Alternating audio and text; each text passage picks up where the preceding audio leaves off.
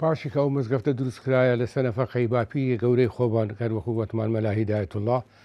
ئیتر هەر خۆی ئیشرافی ئەو مزگەفتەی هەر لە بندستی خۆمان بووە مەلا هیدایەت کوڕەکی هەبووە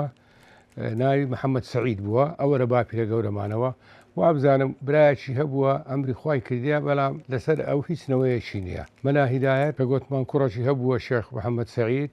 ئەوی 6 کوڕی هەبووە هەرە گەورەیان شێخ عەبدوڕەحمان بووە کە ئێستا لێرە شادرایتەوە دوایە شێخ ئەسعەد بووە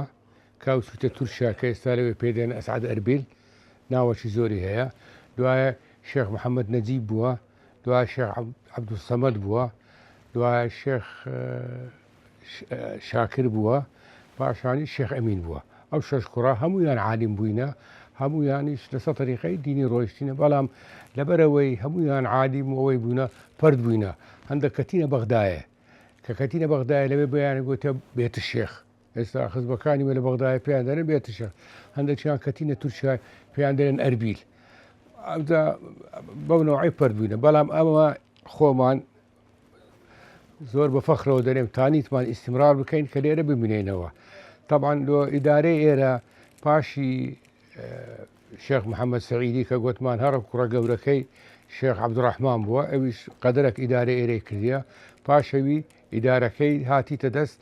شێخ مەلا یەحیای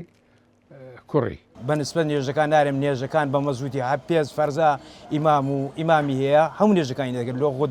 خودبەی لێ دەکرێت هەموو شتەکانی بە مەزووتیە هیچ مشکلەی نییە وەڵڵاهی زۆر پێویستە لەبەرەوەی ئێستا تو ئێرە پایتەختە ئێرە